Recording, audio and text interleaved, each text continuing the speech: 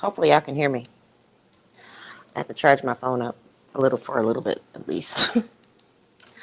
So, just to be like brief about this, um, Sonia and Sonia and some other people have had some comments about we don't have any lives and we don't have, we don't have anything better to do and blah blah blah. But this is, I want to just kind of reiterate about this Ernest Williams case and the fact that we've kind of gotten to know him. Um, the fact that we've gotten to know him over these past 9 months, some people even longer. I want to reiterate this is true crime, and like his personality is probably similar to personalities that we have encountered that maybe we've been affected by. So I just want to say hello to everyone in the chat. Cross Country Cruiser, Southside Chi-Town 73, Chick-fil-A gal, Lazy Day.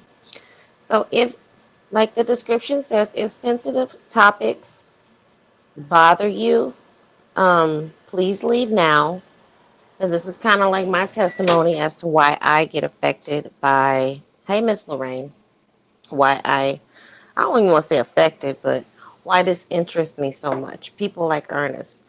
I'm just kind of now learning about narcissists, or people with narcissistic tendencies and how they roll. And how I said what I said. Um, so with Ernest, and why I do believe he's guilty, because he reminds me a lot of my biological father. So give me 1 second. I should have set up beforehand. I like to sit outside, so if y'all hear my air conditioner running, I'm sorry. It's just hot outside, but I like to sit outside. So just bear with me for a second.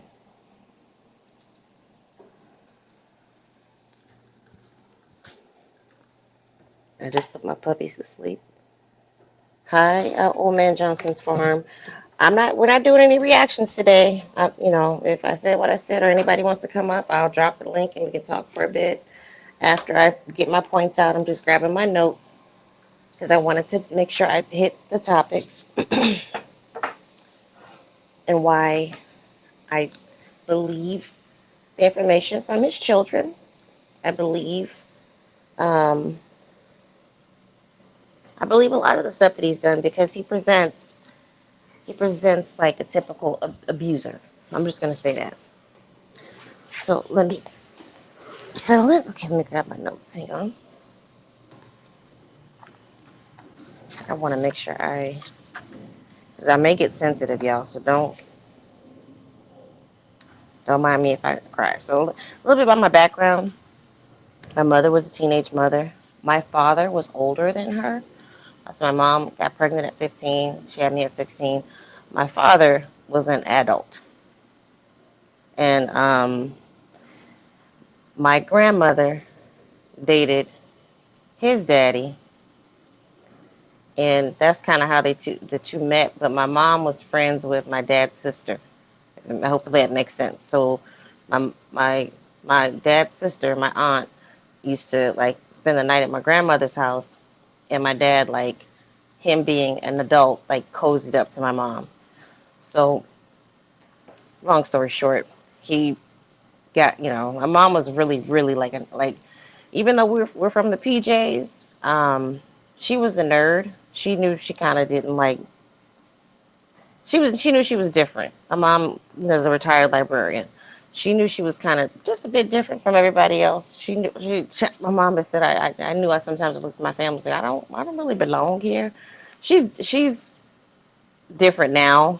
She's accepted, like, okay, we just come from. At the time, she just didn't. She was unhappy with the settings. Cause my grandmother was wild. She had a lot of drug usage, and she could be promiscuous, and that's another story for another day. My grandma was just an old school 70s gangster. Let's put it that way. Um, she did a little bit of everything. She was a little part-time madam, babysit, did hair, maybe sold a little bit, did a little bit, you name it, she did it. So I was conceived. My dad, my biological father, I don't even want to call him my dad, my biological father. He started sexually abusing me at 3, and it didn't end until I was 12. When my grandmother kind of recognized the signs, my mom, of course, being a teen mom, you don't really know. My grandmother had, she had been around the block so many times that she kind of knew, like, when kids start acting different. She was well aware because I don't know if she thought, I don't know what my grandma thought, because she wasn't really great with my mom, like raising her, but with me, I was her do-over kid. Of course, like most grandparents. So I remember a lot of the abuse.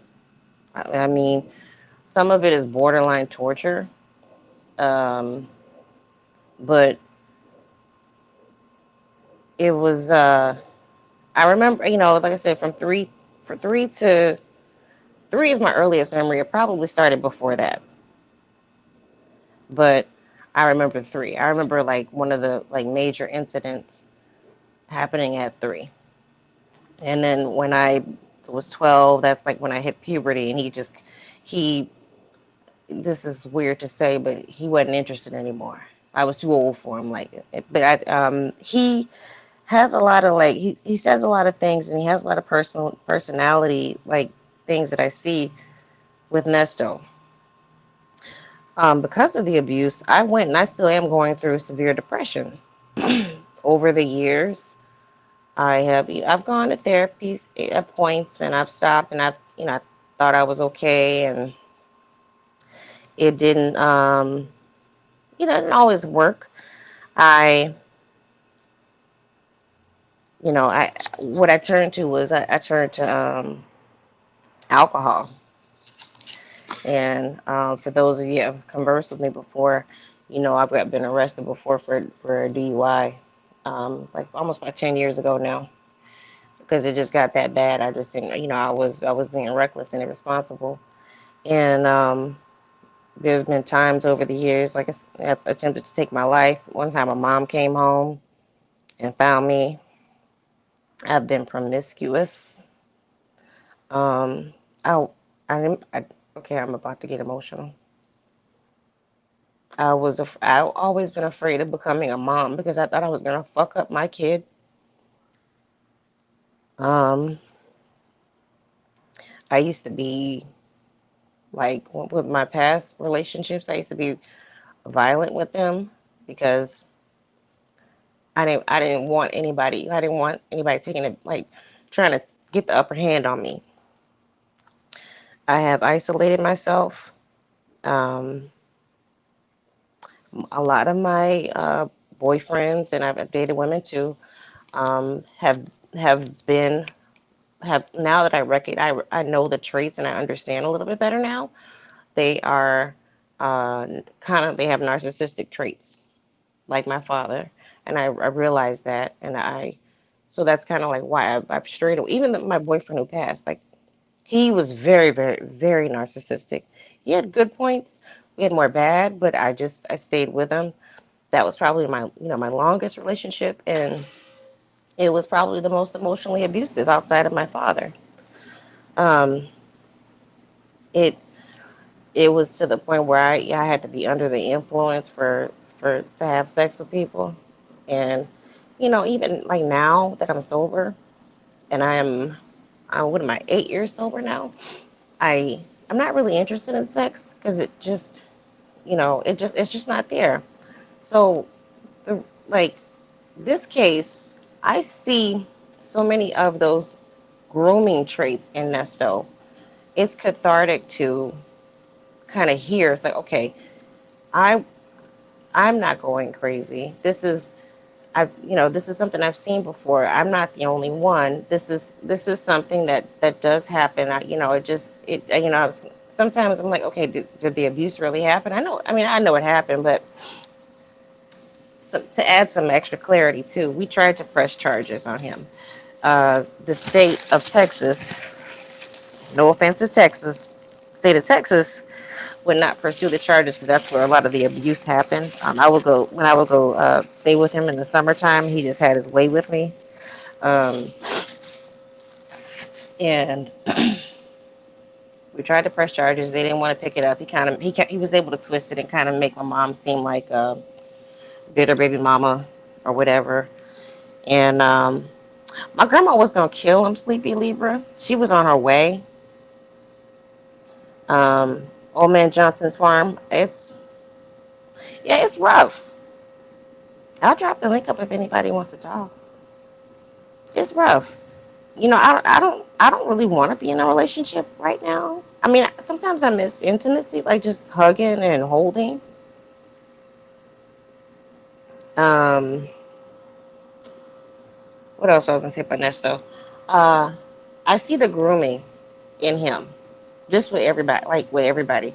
He grooms and he asks those very particular questions. He may not be like we say he's so stupid.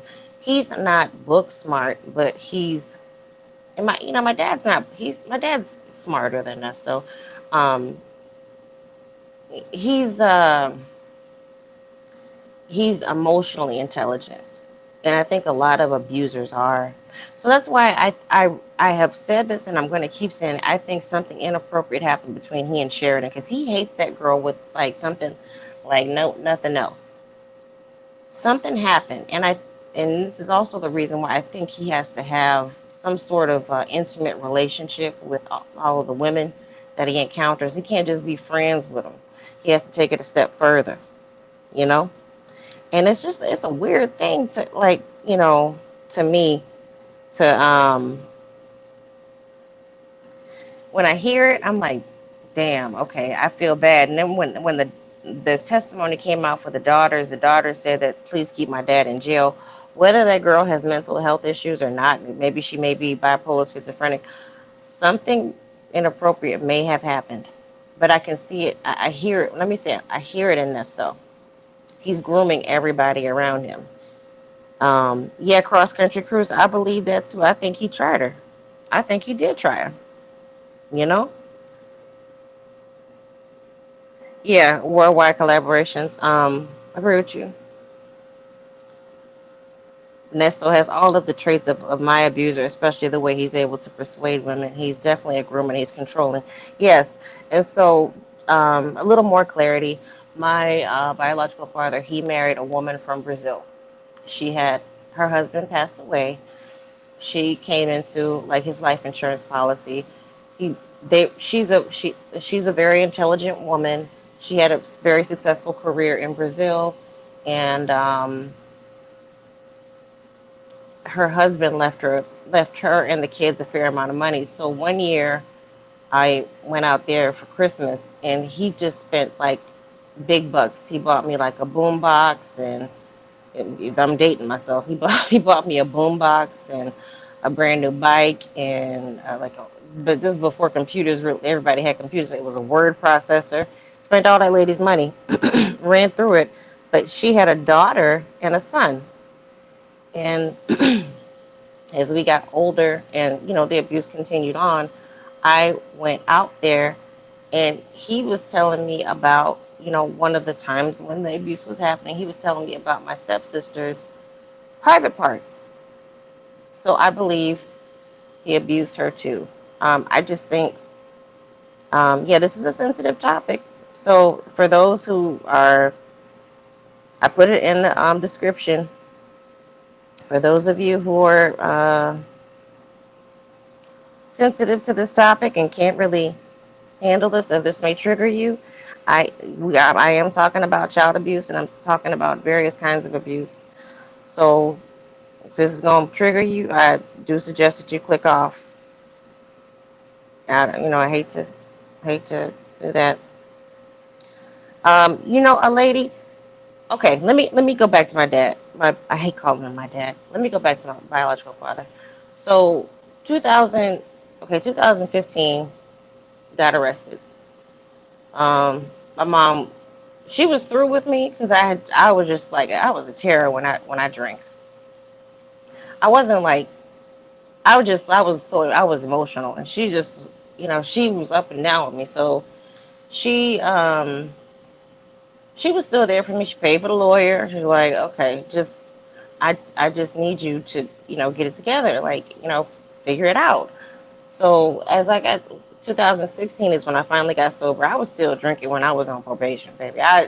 You couldn't stop me until one day I had to do a drug test, and I knew I was gonna fail that drug test. And they called me, and I just went into court. It's like, yes, yes, judge, I relapsed. And the judge was like, okay, you serve one day. All right. So I served my day, and then that was the day that I never drank again. I was like, okay, I'm done with this. Like, so 2016, I got sober. So that year, my mom came to visit me because she moved away from Vegas, and she would look him up every now and then, because she look him up out of spite. Like, you know, it was more for her. It was like, this motherfucker caused all this shit. This is the reason why my baby can't live a normal life. So she looked him up. He had been charged that the same. We got arrested the same year. He got arrested for aggravated essay of a minor. So I immediately got on the phone in the county. I did my best. I didn't really know what I was doing. I was trying to find a detective.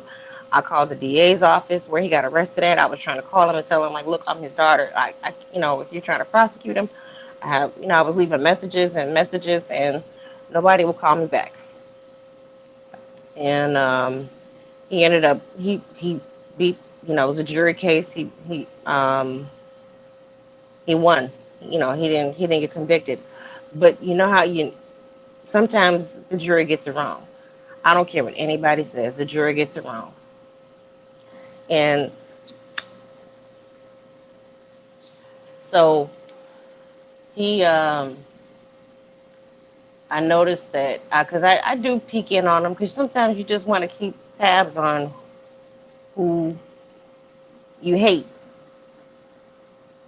Sometimes you do. You want to keep tabs about who you hate. So I keep tabs on him, and I friended him on Facebook, and he had all his pictures up there with he has a bunch of brothers and sisters and whatnot, and his mother. He deleted everything. At first, I thought his page was taken over, but he just deleted it. So he after that, I'm talking about after the arrest. So that's what makes me know for sure that he wanted to go into hiding. That's what makes me know for sure that he actually did what he did. Hi, Blue Bear. And I want to say hi to a lady 747 and the hebephilia, harlot, and hypocrite. No one wants to put that jacket on men except victims and advocates. Can you elaborate that on a lady? Do you mean like people just want to take up for them? Or do you mean like it's not true? Hey, Bank. So,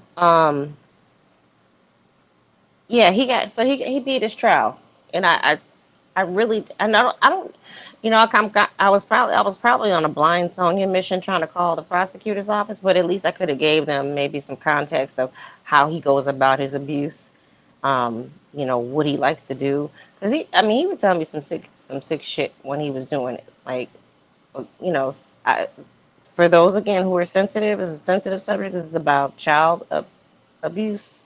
Y'all can click off right now and bounce. I don't want to trigger anybody who it can't hear this. So that's your 3-second warning. He would tell me stuff like, "Oh, your mom like this," you know. You're gonna grow up to be fine like your mom. So this is why I see the patterns with Ernesto, and I see some correlation, some parallels between my biological father and Ernesto. And I know everybody's innocent until proven guilty, but if somebody has a pattern of just behavior, Ernesto may not have been convicted, and neither was my father, but I went through damn near 10 years. I believe it was longer. I just don't have, I don't, my memory's not going back that far. It's going back to, I know I was 3 years old, um, during, during one specific horrific incident. um, Nesto has a pattern of just, from what we've heard from other, these other young ladies, he may or may not like younger women. I don't know. He seems to like certain women for certain things. He likes older women for money purposes. He likes younger women for nasty purposes, And that's, to me, that's his pattern. People who can keep up with him. And hey, with the stuff that he got caught with, the liquid V and all that,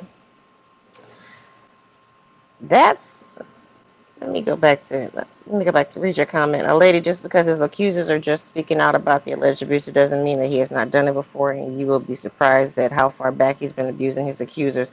Yeah, I agree with that. I definitely agree that, especially, like, I hate to say this, in black communities, like, we sometimes we laugh shit off like the funny uncle. Like, oh, that's the funny uncle. Don't sit on his lap. Like my grandmother, she was so spooked.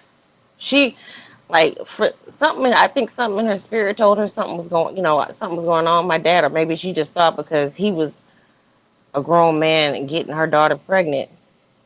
Even though my grandma was a teenage mom, she was still spooked with me. She would always ask me, and I was told to lie by my biological father. I was told to lie. So she would ask me, nothing happened that you need to tell me, huh? You can tell your mama, like, tell me if something happened. And hi, Alan Speed, UPenn alum. Hey, I don't know if I said hi to you, Worldwide Collaborations, and hello, I said what I said. Can you imagine the video Sheridan? In the video, Sheridan seemed to feel like she had a stepfather doing well she could depend on, and then the BS takes place. Yeah, and I really, I don't know who said it earlier in the chat. I really do think he tried her. But yeah, but my grandmother, like, she'd always ask me those questions. Grandma sometimes, and mamas too, but like my mom, she was busy. I'm gonna give her some grace, because we really, really, like, I used to be mad at her because I thought maybe, because I think she had to, like, compartmentalize for the shit that she went through from her childhood with my grandmother, because my grandmother was on drugs when she was a kid. So she compartmentalized quite a bit. And sometimes it would come off as cold, and I used to get so pissed with my mom because I'm a lot more emotional than her. And my mom is just like, she's like, listen, I was getting ready to take my life before I found out I was pregnant with you. You saved my life. So that's how my life was going. So I realized that I had a reason to live, and now I have to finish high school. I have to go to college, and I have to work like 3-4 jobs, and that's what my mom was doing. She was working 3-4 jobs. My grandma got the fun time with me. So when I would come home from these, quote unquote vacations from him, she would drill me. She's like, nothing happened inappropriately, huh? Or how did she used to say it? She's like, anything you need to tell me. You got something you want to tell my mom? Like, no, you sure? Like, yeah, ain't nothing I need to tell you. You wouldn't lie to your mama, would you? Like, no, I wouldn't lie to you. And, finally one day, and she was giving me a bath, and I don't know why she came in the room to give me a bath. She came in, and I think she was washing my back, and she's like, "What's going on?" And I was like, "What you mean? What's going on between you and your daddy?" And I think I just broke down. And then she she said, tell your mama everything. And so, all right, finish up, go to your room, go ahead, lay down. I'll come bring you something to eat. She went and talked to my mama, and then my mama came in. Mama came in my room and talked to me.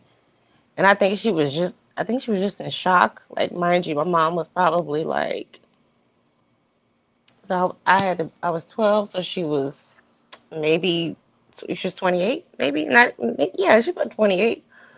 Um, I think she was just in shock. And her first words were like, "You're still a virgin." And then she hugged me. And I don't, she really she couldn't say anything else. And I think, I'm sorry. And I heard them fussing. And I heard my mom crying.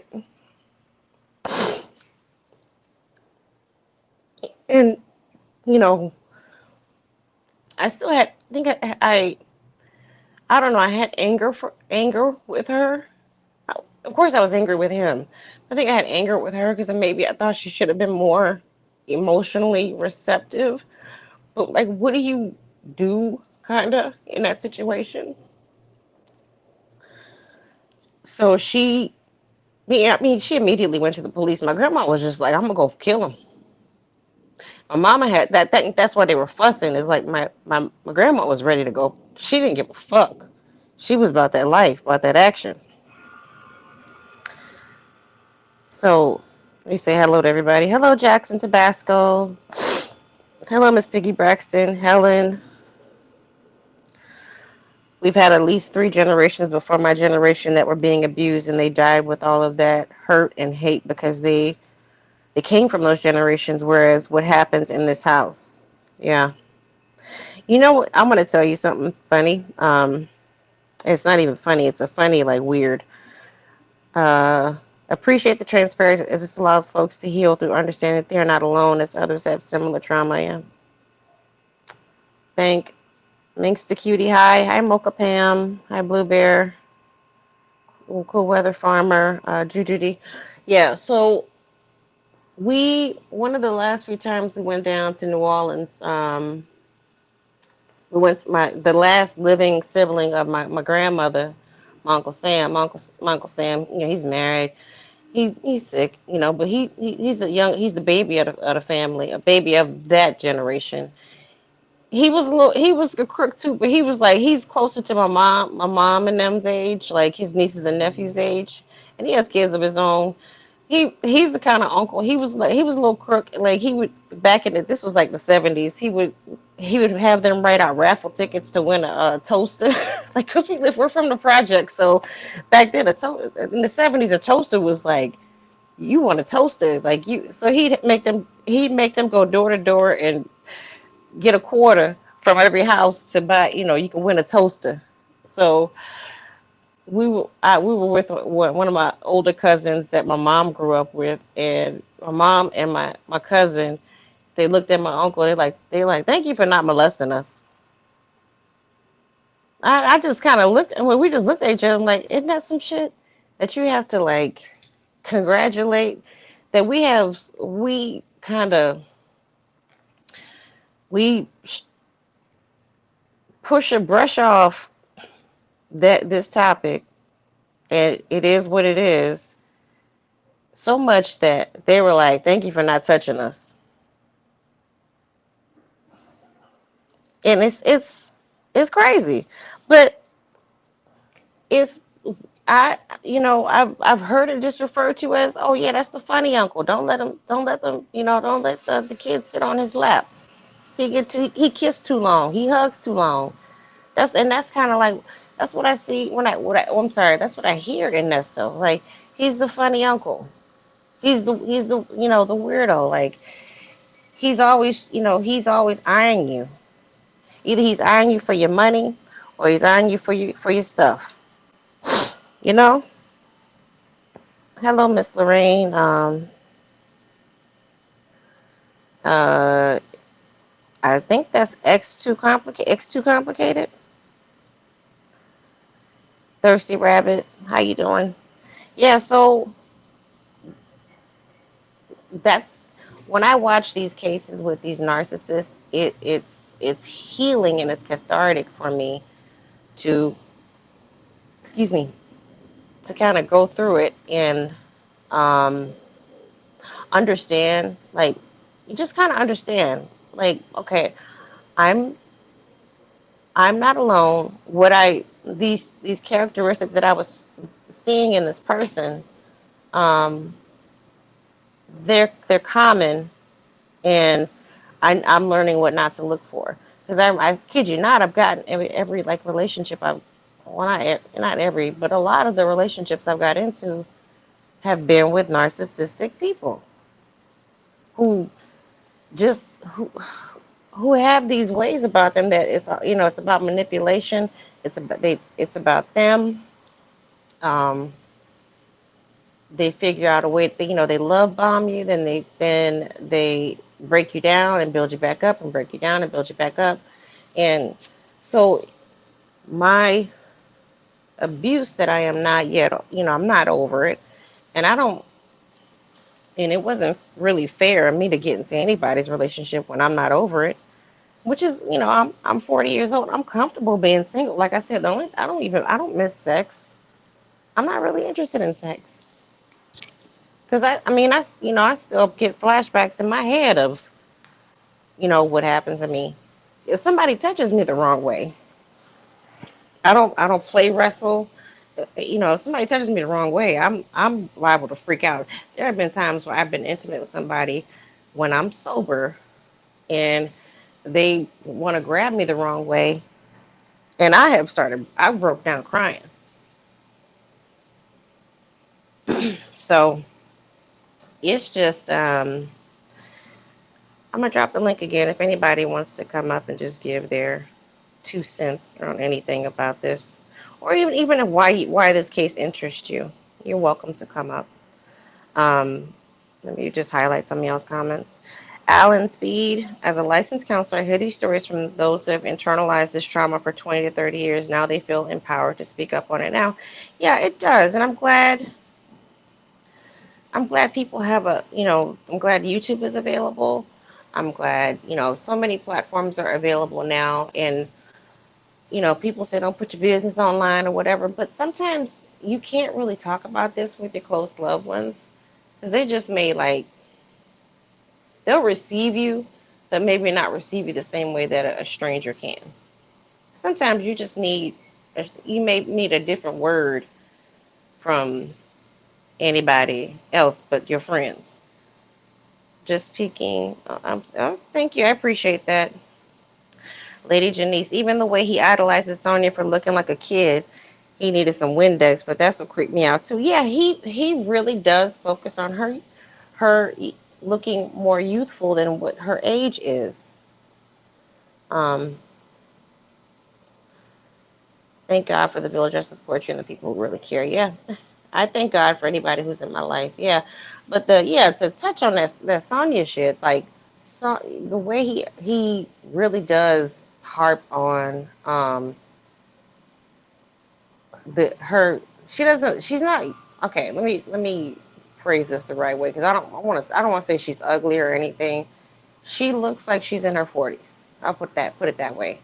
She does look younger than her actual 50. Let's say she's 56. She'll be 56 this year. Her 56 years of age. She doesn't look 56. And when reading those text messages the other day and him saying, "Oh, I bet he was surprised at you when he saw you, knowing that you're 55 and you look like you're in your 20s." She does not look like she's in her 20s, and she does, she does have a very small frame, and he's infatuated with that. Like, even Shirley's petite, but she's thickums. Like, so but he with his thing with Sonya is really like, yeah, you look so young, you look so. But then he makes it a point to say, I need to know, I ain't, you're a woman, you're not a girl. So he makes it a point to, like, hold on, who's this? Hey, hold on, Jess, I'm coming. Hey everybody. Hi, Jess. I mean, what you just said, I I just felt like really appreciative because hearing these stories just kind of helps other people who have went through the same situations or who are going through it now realize they're kind of not alone, and things that people may think are normal in their family or in their lives Jess, Jess, you still there? Jess, we can't hear you, dear. I'll keep talking until you still there. Can you hear me? I can hear you now. You say, yeah, I heard, Okay. last thing we heard was people are not alone. Yeah, yeah, basically, just as, like, people are not alone, but as to kind of stay on topic on like what interested me about Ernest Williams' case. It was a lot of things, honestly. It was kind of like, I feel like a whole bunch of things in a pot. That just fascinated me because this story isn't just about victims as them finding people to target, but like the mindset of hustlers hustling each other, how Yes. hustlers work, um and how right now in society, just in general, we all have a lot of narcissism, or some people have more than others. But I Mm-hmm. feel like society is in trend right now of pushing narcissism. Especially, I'm just gonna kind of like talk about the USA. I can't talk about anywhere else. But I feel like for over a decade now, we've gotten more and more kind of self-centered and thinking about us or me instead of all of us all together collectively. So I kind of feel like Nesto kind of is a symptom of this country. I kind of find like some aspects of his story kind of fascinating, of how it's a mixture of technology, a mixture of him kind of not realizing that technology catching up to things like you said in the past, being a sweetheart swindler, Mm-hmm. pimping out on women that he was intimate with. You could get away with that in the 70s, the 80s, and the 90s, but we now have laws that, depending on what state you're in, you can't do what you used to do. And I mean, there's just factors also out of his control about from the technology angle of social media. I mean, just you can never imagine, just just seeing all kinds of things that are connected with this case, from different personalities that are attracted to this case to just um us being interested as an audience, like how the power of social media, how you can just find out things about people, and I don't know, I just find so many aspects from different bloggers' opinions and personalities, and how the fact that I feel like this was truly black women in this YouTube space collectively coming together, just finding something fascinating about this case. And I just want to give it up to everybody, black men and other people were there too, but I honestly need to give the props to people who start off as audience members, having their own channels, and bloggers just being curious about it and creating their own channels around this case, because I honestly don't think it would have went this far without all of us kind of collectively putting our minds together and really breaking out a case in real time. And it's been a Mm-hmm. while that I honestly feel that and I'll get off that I think this should be studied in like college, because it's been a while where I feel like we actually kind of got to see what professionals see when they're listening to cases, when they're, you know, most of the public don't realize, just like a whole bunch of criminals didn't realize, like YouTubers, like phone calls from prison, and that we can have aspects where, through FOIA, we can look at text messages and listen to phone calls, and just, by all of us kind of collectively putting our minds together, being able to decode their speak to each other. So, yeah, I just feel like as long as this case keeps going, there's always something fascinating about it, and I'll just jump off. You guys have a blessed one. Thank you, Jess. You have a good night. I do think and I want to highlight this really quick, and I'll comment on what Jess said. Helen, thank you for sharing, and I pray for you, my dear, and I feel you when the shame of it. Helen, I was assaulted at 18 over 45 years ago, and I never spoke about it until almost 30 years later. It was hard to talk about. I felt shame. You are brave. Thank you. I appreciate that. And thank you for sharing. It's not it like it's you know what's weird is like when I have told men that I'm intimate with, I'm like, hey, look, I was abused, so I don't do, you know, I need you to take it easy. They will almost look at you like, so, and still, try to go about their business. And some, some, lovers, partners, or whatever, are just not well versed in how to be with somebody who may have PTSD or may have what is it? TPTSD. I think that's the right term for it. They, you when you're like when you're intimate with somebody who has been through some sort of sexual trauma, you kind of have to take it easy, and you really should get a lot of permissions. Like you don't want to ask every second, is this okay? Is this okay? Is this okay? But you still want to, if they've told you, look, this happened to me. I'm just letting you know certain things may trigger me, like, you know, whatever, don't pull my hair or something like that. Something simple like that. So I've had, men just look at me like, girl, please, I could knock all that out. Some men and women too are just kind of like blasé, like they don't really care about your trauma. Um, I'm gonna highlight some comments. And I do, to go back to what Jess was saying, this case is evolving, and I think the cool thing about this too is that I said this the other night. We're getting a real time personality evolution of how people with these personality types, what they do in a sense in a time when they need to scramble. You know, they are. They're scrambling right now. All parties involved are scrambling.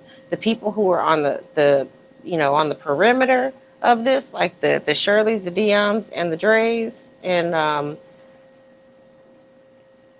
other folks who names have been mentioned, they're they're they're moving themselves further out into the outer limits. The Sonia and the Nestos, they're drilling down, and then they're just making stupid and irrational moves. But that's when you get in your comeuppance, and if that's what kind of it makes me happy, and I hope that the people who have been hurt by him, I gotta say allegedly been hurt by him. I hope that even if he doesn't make it to trial, like when I say make it to trial, because his health is in poor condition, I think he might have a health emergency. I'm gonna be honest with you, he's not looking good, and I think he's intentionally not taking care of himself. Um, and he doesn't know how to speak up for himself in the jail, so in order to take care of himself, not like Erica does. So he may not make it to trial, but I do hope that they're happy that he is getting his comeuppance, being shamed every day on the internet, all that Nestos Worldwide and Nestos Buckhead is trashed and tarnished. So praise the Lord for that. Worldwide collaborations. When it come natural, I think the female side, I was weird because I would have asked permission a lot, and I appreciate that worldwide collaborations. Like, okay, let's get back to that real quick. Okay, if you, I don't know about anybody else who has been abused or been through some sort of trauma, sexual trauma. It can be, first of all, either you can go a couple different ways when that happens. I went the promiscuous route, like once I hit 18, 19, I broke up with my boyfriend, and I was like, let's have fun. And I wasn't really enjoying myself. I thought I was being, sexually free, but I was really just, I thought I didn't really have any autonomy over my body. I wasn't respecting my body because I didn't, it had been my body had been disrespected. I had been disrespected, so I felt like, I was just disrespecting it even more. So that I I was promiscuous, and you'd be surprised, like when you tell men, like, hey, I've had, some men be sexually aggressive with me. I'm like, hey, don't do that, stop. And like, what's wrong with you? And like, almost to the point where they thought I was playing. Like, and I'm telling you, I've freaked out on guys before when I'll start crying. I'll start crying like they think I'm playing hard to get. No, motherfucker, I'm not playing hard to get. I'm telling you stop because you're making me uncomfortable and I'm about to grab something. I'm about to stab you with it.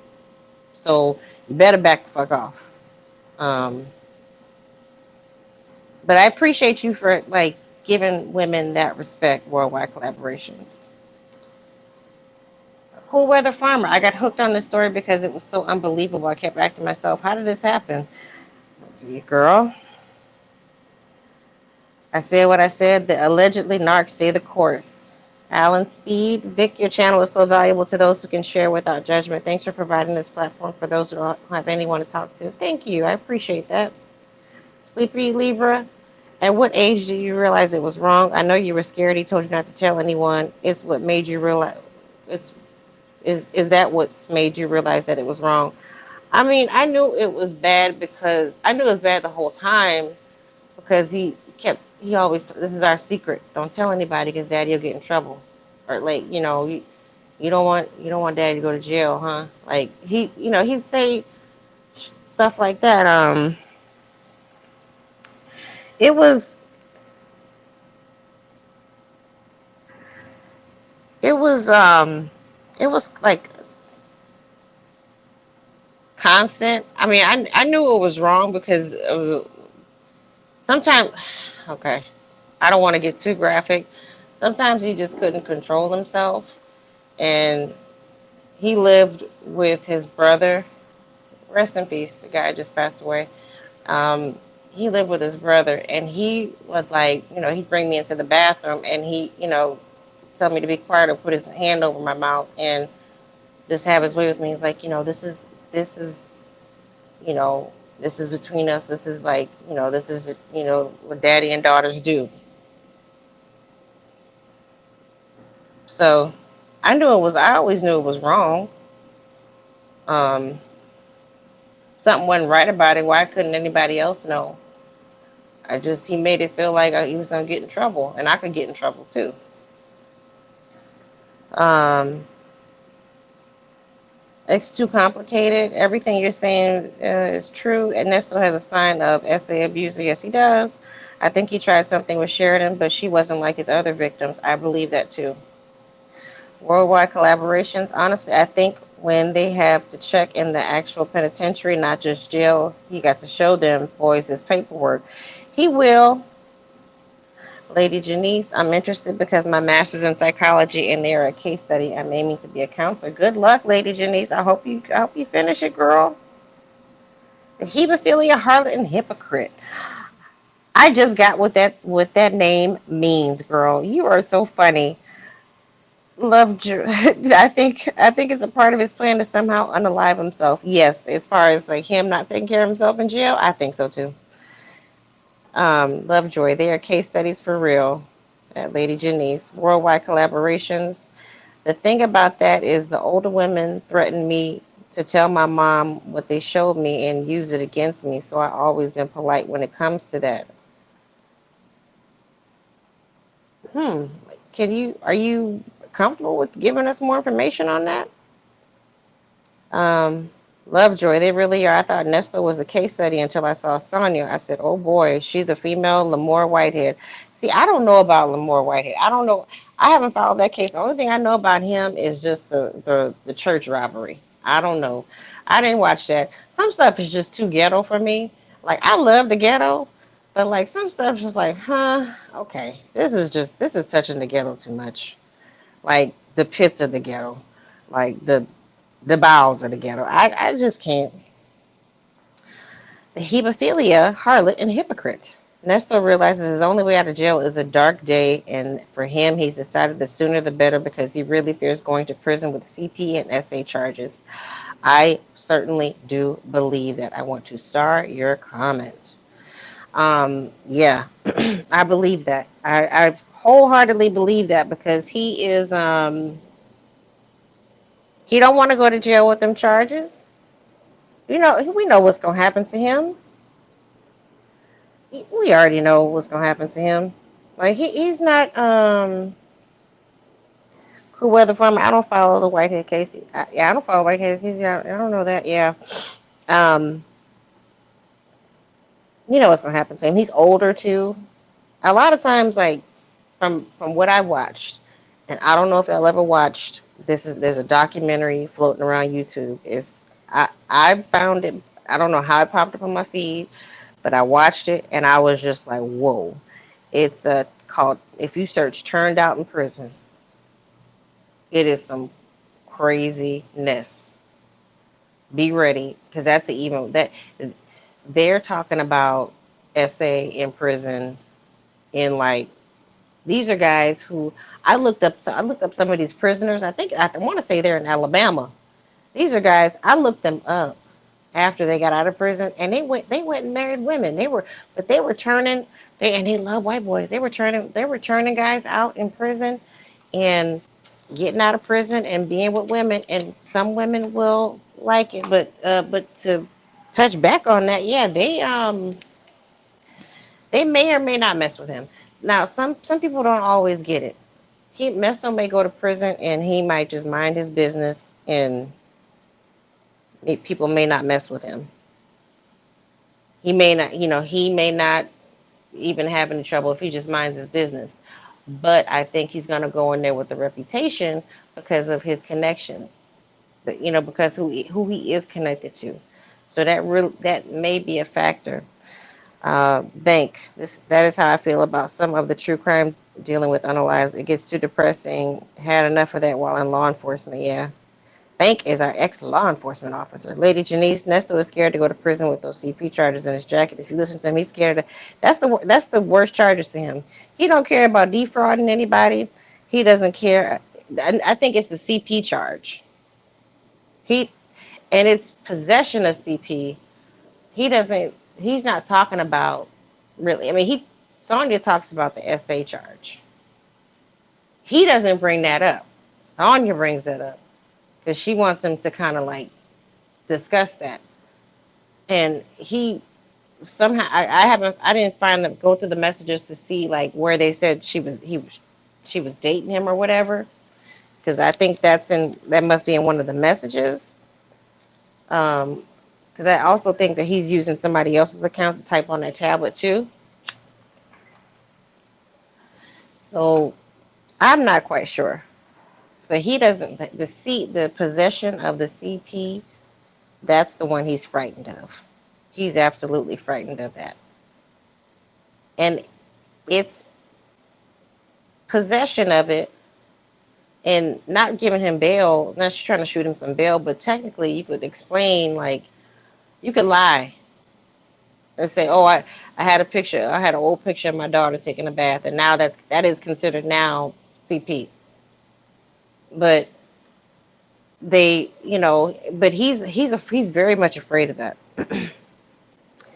Lady 747. I follow the Whitehead case. It's another fascinating story of narc behavior. He's really crazy. I might check into it I don't know. I might have to go over to Pam's channel and find out about it. I mean, I just, I can only follow one narcissist at a time. And number one, it was where I really started learning about like what I was, what I needed to study was the Amber Heard Johnny Depp trial. That was where I I'm like, oh, this bitch is crazy. But there's terms for it. And the doctor that they had Johnny Depp hired to evaluate Amber Heard, she was so thorough and explained things so clearly that where I understood it, and I started looking more into it. I'm like, well, damn, this is what my, who I've been dating and like what my biological father is. And then Then stuff started coming up on my feed. There's a guy, HG Tutor. I'm actually he is a self-diagnosed narcissist, and he explains how the narcissist brain works. I'm gonna share his dang on channel because HG Tutor is the bomb. He he breaks down like, and he did Amber Heard. He's done a few people. So check out HG Tutor. Sleepy Libra, you nailed it. Ghetto. Couldn't quite figure out why the Whitehead case didn't interest me. It just seemed ghetto. It just seemed ghetto. I couldn't finish it, but I feel like a lot of young men need to watch it. Are you talking about that documentary? Like, if you talking about that Turned Out in Prison documentary, yes, girl. I had to keep pausing it. Bank, do you think cops have a higher rate of SA than the general population? Really, Bank, yeah, give us insight. I said what I said. He is very pressed about the CP charge also because he doesn't want everybody to know how nasty he is, in my opinion. Yeah. Worldwide collaborations. I was six. There, 6 women were 16 and 20 that showed me where babies come from. And one day I asked one of them if we can do that. What they showed me, and one of them threatened to tell my mom what I just asked. Oh, I'm sorry that happened to you. Worldwide collaborations. That reminds me of that movie Antoine Fisher. I'm sorry that happened to you. I hope you're healing. You know, it when okay, some of my healing processes. I got trained in rape crisis counseling, and I was only able to like really do the marketing for it. I the hearing the stories, especially hearing the stories, when it came from the men, and a lot of men had criminal records because of the abuse that happened, and how much how much abuse goes on in the Black community against men, against little boys, and we don't acknowledge it. We hardly acknowledge the abuse that happens in the Black community to little girls, or young ladies. But then we really don't acknowledge the abuse that happens to little boys and young, little older boys. And we need to start acknowledging that this shit is going on to a point where it is causing these boys to become young men, to become men who act out violently, and they repeat the pattern of abuse. I heard many, many stories during, like, when I worked for the Rape Crisis Counseling Center, of men who got turned on to drugs and were abusive to their partners and didn't understand why, and they, finally their PO sent them to us, and because something was mentioned, like this, what something happened where they got to us, and they were presented to us, they were referred to us for counseling sessions, and it was just so much abuse, and it just keeps happening, and it's and there's I don't know which state it was. I think it was Louisiana that just I want to say Louisiana that just allow the death penalty for sex offenders. I'm with it. There's a state, I can't remember. I got to look it up. This used to be my passion, but I had to break away from it because sometimes I have to take breaks from some of this stuff. There's a state that recently allowed chemical castration for sex offenders. I'm with it. Let's do it. They don't change. One of one of the people that I work with, she was a clinical psychologist, and a clinical psychiatrist, pardon me, and she specialized in children of abuse And I also had a friend who worked in juvie, and he used to work with the kids who were sex offenders. You know, like some of these kids were sex offenders at 9 years old. So the psychiatrist, she said that there's recent studies have shown if you can catch the the boys or the kids before they turn, it can be girls and boys before they turn like 13, like it's either 12 or 13, they have and they get extensive therapy, there's a chance of pivoting their sexual proclivities. When you're abused during your very young formative years, it warps the way that you think about things, like the way you think, the way you deal with relationships, the way you deal with um, the way you deal with sex, the way you deal with people, the way you deal with, just your love life, the way you just interact with people just in general, how you treat yourself. It If you are like you receive any kind of like abuse or anything that thwarts your development, it really does affect you long term. Um, it's too complicated. I had an experience as say physical and mental abuse within my father, and first I used to pray that my parents divorced, but they never did. I'm sorry that happened to you. Lady Janice, them CP charges ain't what you want in your prison jacket. Them fellas in prison don't take it too kindly to people with those charges. He can mind his business, but them fellas gonna make it make his business. Yeah. Lovejoy, he helped me so much with dealing with my marriage and getting out because I couldn't win against a malignant narcissist. Oh, HD tutor? Yes, girl. Yes. Snaps to HD tutor. Cause I didn't like I really didn't understand with HD tutor, like he helped like how, and I recognize it now, even like with hearing like Nesto talk. Okay, it's threat to control. Even with Sonia, it's like you hear some of the things that he says, the coping mechanisms, the tactics that they use. Even with like when hearing Sylvia, like you hear some of the tactics that they use. I started hearing a lot about narcissism listening to Dr. Phil last year. I can only watch clips of Dr. Phil. Lady Janice, them CP charges ain't what you want in your prison jacket. He knows what happens to them kind in prison.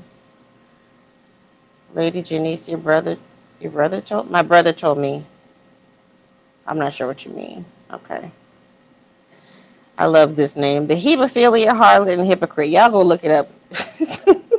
I also believe that when Dre heard the outcry statement from his daughter, Dre became convinced of Nesto's deviant behavior. Dre thought perhaps it may be true. Dion and Lamont knows the truth. I think now they may be leaning towards the truth. I don't know so much about Lamont. Dion may now kind of know. He's seeing his father for somebody who he doesn't understand, and like, no, he doesn't know the side of his daddy. But again, he met his daddy at 13. Yep, saw it firsthand as a law enforcement officer. Wow.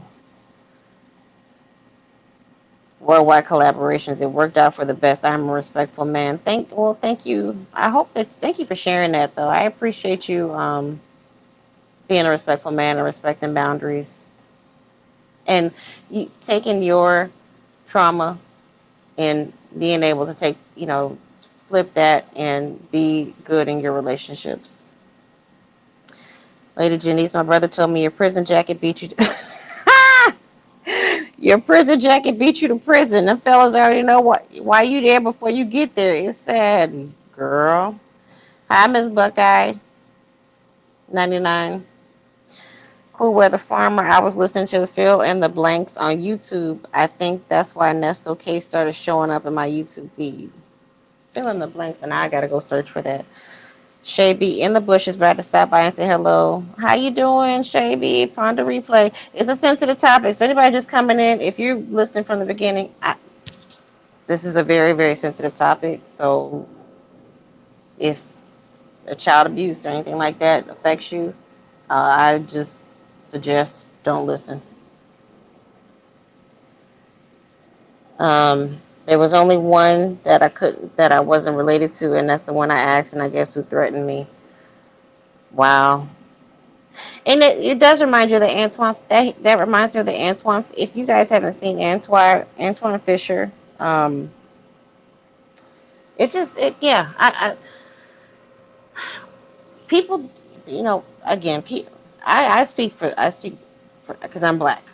Um, speak about this like because I know like some of the ways that the brush off happens in the black community was like, well, you hear so much shit like what happens in this house stays in this house, or we gonna deal with it internally. Because that's how my grandmother wanted to deal with it. She's like, I'll just go kill him. Ain't nobody gonna miss him. That's how she was. That's it, and that's all. And my grandma was my grandma was the titty gun lady. She was a big breasted woman. She carried, a lot of times she carried it. It was probably wasn't a legal pistol, but she always carried a titty gun, a gun that could fit in her bra. She could pull her breast up and stick her gun underneath there in case the cops ever searched her. Um, or she carried a knife. My grandmother she was ready to go. She was ready to ride out to Texas. We were still living in New Orleans, and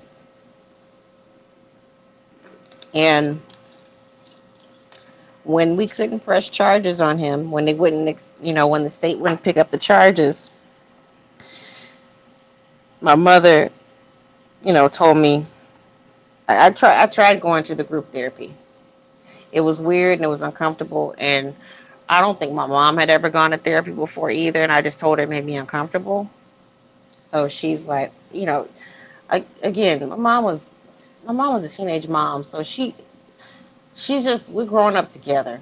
I'm not giving my mom like excuses, but I'm also like we she's just trying. This is the therapy that the state offered. So it was group, and it was with a bunch of older kids, and I didn't feel comfortable, so she like you don't have to go anymore. So she did allow my biological father to come and apologize to the family, and my grandmother just stood there, but then she started pacing, and I didn't see him anymore after that because I just didn't want to see him. And then I saw him again when I was 20. This is one of the times where I thought I was over with it because I'm like, okay, I had read a lot of psychology books during high school. I saw him when I was 20. I'm thinking, okay, I can deal with this. I'm not even his type anymore because he's a pervert. So I went to his home in Texas, and after that, I haven't seen my dad in 21 years. His sister came out, she came out here, and I'm my mom is funny. So my mom is doing our family tree, and somehow his other sister, his baby sister, was linked to me, linked to her, and then the sister messaged her. And I guess she didn't remember my mom's name, and she's like, I'm so and so's daughter's mother. It's like, oh, and she wanted to reach out to me. My mama is so good for giving motherfuckers my number that don't need to have my damn number. Cousins, aunties, people that I haven't seen since I was 4. Like, so I just saw a 504 number. I'm like, I thought it was like somebody, like related to my grandfather or something. Mama gave my damn number out to that lady, and she was nice and sweet, I just I didn't want to talk to her. I was polite to her. I was not disrespectful to her. As much as I want to rage out and say, do you know what the fuck your brother did to me? Do you know what he did to me? Do you know I'm still suffering from this? Um, my mom feels like you don't need. He doesn't own you, and you can, they didn't abuse you, and you need to face like you don't have to face him, but you can. These are still your fam. That's your family, and he doesn't have to be your family. I think that's her POV. But I want to rage out at them. It's not their fault, and so what I have found is that my dad's sister, she we're friends on Facebook, but she has me hidden from seeing any posts with him. And so my mom was like, "That's nice that she did that." I'm like, "What do you mean that's nice?" Because I couldn't see certain pictures. So what do you mean that's nice? She's like, she's protecting you from him. She's letting you see certain pictures, Vic. She's letting you see your cousins and whatnot, but she's not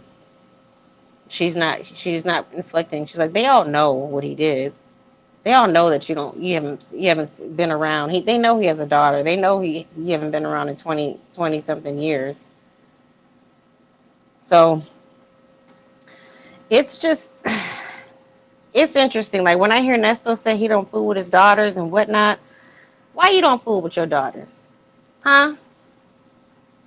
Why you not? Why your daughters don't fool with you?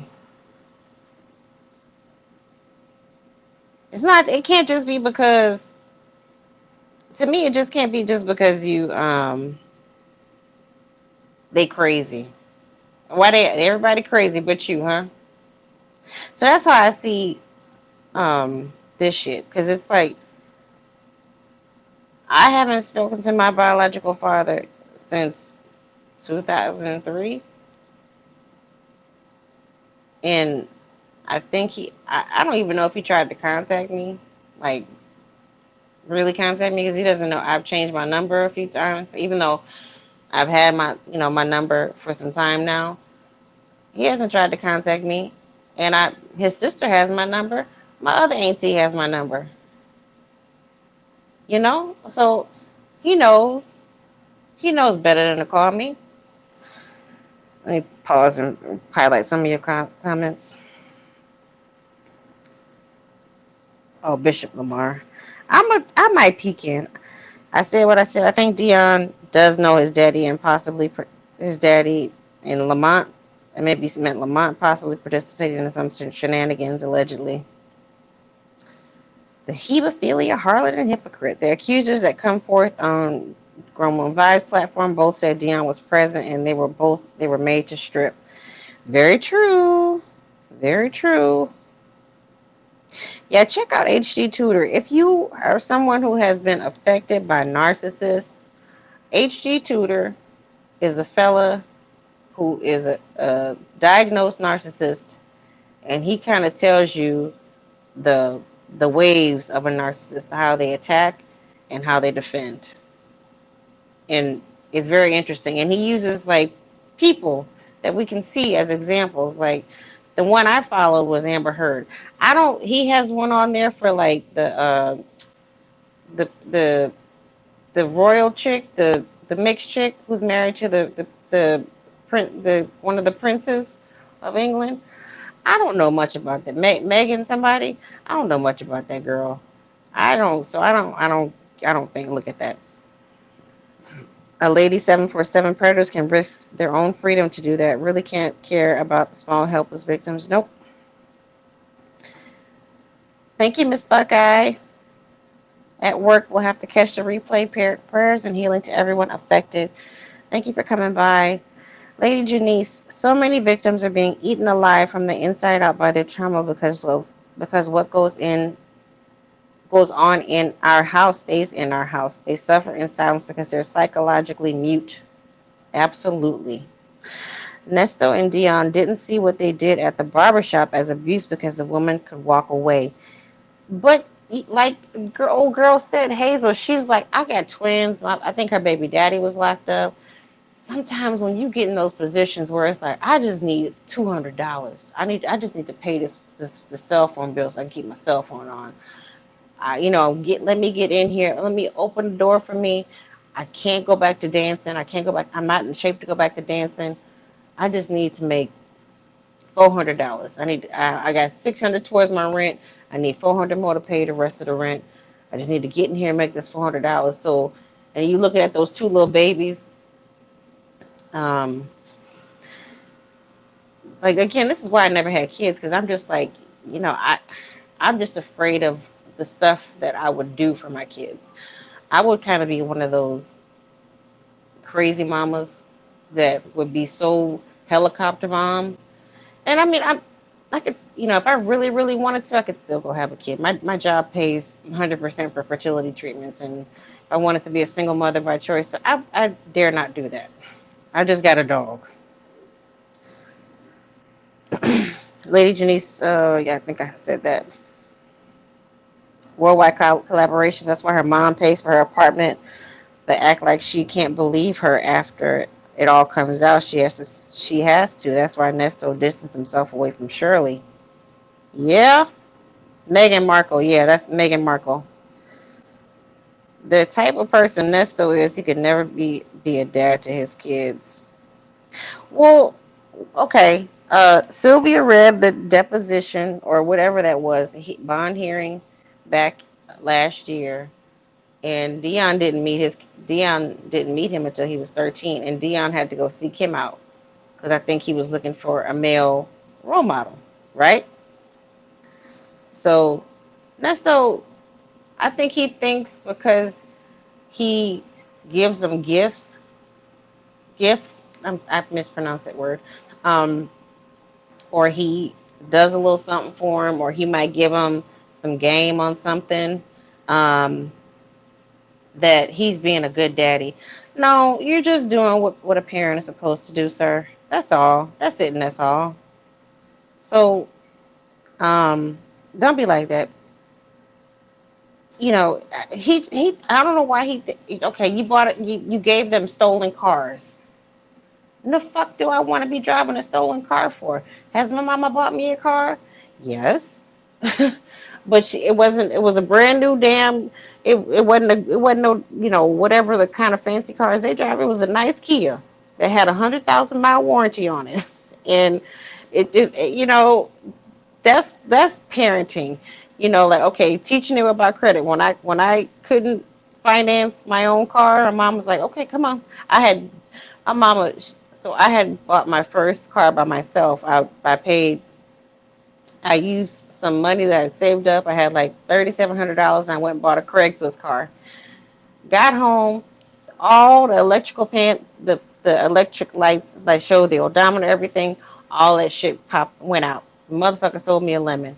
Nobody would register it. Nobody could fix it. Nobody wanted to fix it because they had to call in an electrician, and they didn't want to do that. So it was just costing me money. I called my mama crying. I was just calling to vent to her. What did she do? She drove out the next day. She's like, I don't ever want to get a call like that. Yes, like I got yesterday. We went down to the Kia dealership, and she co-signed the car right then and there for me. If anybody wants to come up and like just share what your thoughts are on this case so far, where y'all think the case is going, even just what I talked about tonight. I did give y'all a little background on me. Um, you can, I mean, if you want to replay it, it's a sensitive subject. Long story short, I'm um I'm kind of invested in this case because Ernesto seems like an abusive father in more than one ways. He seems like an abusive man in more than one ways, and I was abused for most of my childhood by my biological father in a sexual manner, and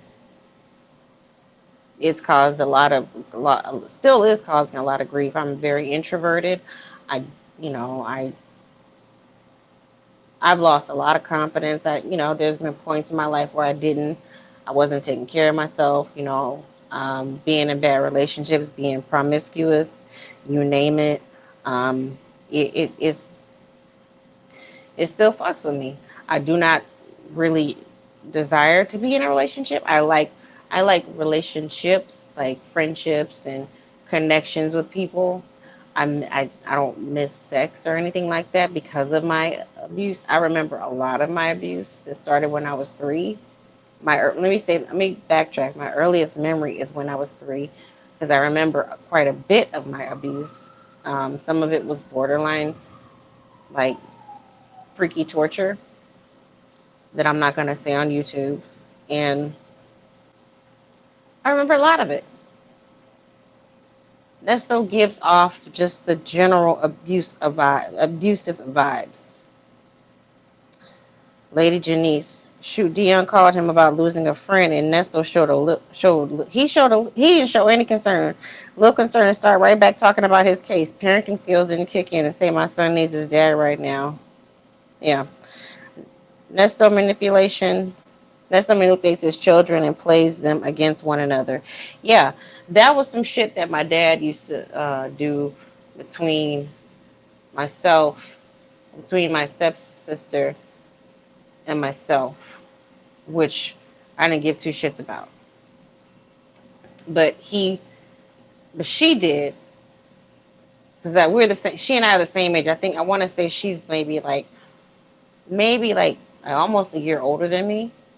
Um, but he had my biological father was my belief was he was grooming her, and thinking back on it now, yeah, he would say like weird shit about. He would say things, especially when just right when the abuse ended, like when we were like 11, 12ish. Um, he was because we were both like we're getting older. She developed before me. I when I say I was like Sonya. I had Sonya's body up until I was about 13. I used to pray to God every day for Lord send me some breasts, and finally I got a little something. But I'm small frame like Sonya. I ain't got no hips, ain't got no booty, I'm just a little petite woman. I might be like 120 pounds. If I'm on a good day, I'm about 120 pounds. Um, but that's another thing. You made a good point. It's too complicated. Um, Abusers do that to kind of just maintain control of the room, and I think that's a narcissistic tendency as well. They People who are like who they feel maybe like they make sure they don't click up. They want to bust up the monopoly. They want to make sure that they don't like each other and that I'm in control. Bank, it's okay, Vicky, to invest 100% in yourself. Be selfish and enjoy your victory. I'm trying, girl. That's why I'm like, okay, I haven't been taking care of myself. Let me, you know what? I'm I'm about to get some of the, there's some dental work I needed. I'm like, I'm gonna get this shit done. I don't care if I have to go into debt. I'll file bankruptcy on their ass. I got good credit now too. I'll file bankruptcy in 6 months. I'll come right on back. I don't have a late payment on me. And this is like this is a far cry from where I used to be. I used to like, I'm like, y'all giving me nobody taught me about credit. I didn't know a damn thing about credit. And then when I got my first credit card, I'm like, oh, this is magic money. Y'all giving me magic money? So you mean I just swipe this thing and it just pays for the stuff? They gave me a credit card. I was like, oh my gosh, I'm not paying that shit back until they sued my ass, and I had to pay it back. But for the longest time, I did not have any credit, and like the past 8 years, I've got excellent credit now. But I guarantee you now that I'm 40, I'm taking better care of myself. I'm like, okay, I'm about to have, whether I end up in a relationship or not, or if I end up with a partner or not, um, I just want to be happy. I want good, I want good relationships. I want to be able to say I'm successful in my career. I'm successful in my efforts.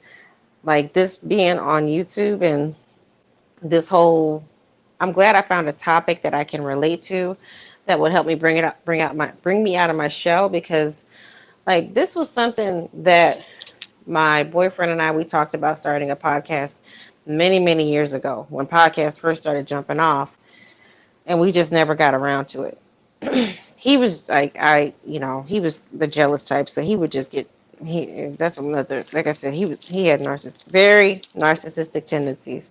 So I'm glad I found a topic and I'm glad I found a community here, even though that, there's some people who are trying to come in and say, why y'all so obsessed with this? Why y'all so obsessed? This is true crime, but it's a true crime story that has many layers to it.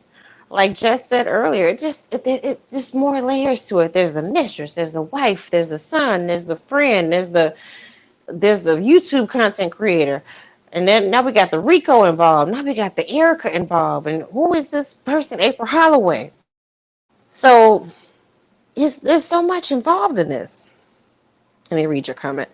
Worldwide collaborations. I stayed with them because Sheridan's cry, and I listened to nephew Tommy, the mom paying for the apartment, and Shirley talking crap about it. How could she not see it?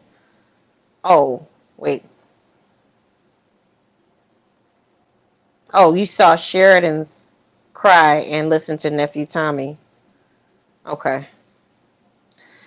By 2025, I plan to be living in Thailand for at least 6 months out of the year. YouTube is part of the plan. Girl, I hear you. I wanted to move to Mexico, but Mexico's starting to kick out Americans. They're like, y'all y'all bringing up inflation. I wanted to move to during the panini. I was like, okay, let me think about it. We were working from home. Nobody thought we'd go back to work. I wanted to move to Mexico. I'm like, okay, I'm getting out of here. Um, but yeah, I hope you do. Bank, I know you enjoy Thailand. Thailand and the Philippines. That's one place. Those are two places that I want to go to.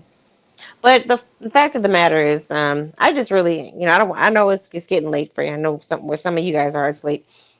I'm gonna wrap this up by just saying, the reason why this case and other narcissistic cases like the Amber Heard and Johnny Depp case, the Darrell Brooks case out in Wisconsin, in this case, and Sarah Boone, I'm not so much invested in, but I'm going to get invested. That case is, just the narcissist. It helps me, but check out HD Tutor if you kind of need some information on narcissists. But it just helps me with my healing, dealing with my abuse with my father. So I do thank everybody who came by to visit, and I think anyone who's listening upon the replay. I do hope you guys have a great rest of your evening and great rest of your week. And reach out to your loved ones. You never know what they may be going through. Y'all have a good evening, okay? Bye-bye.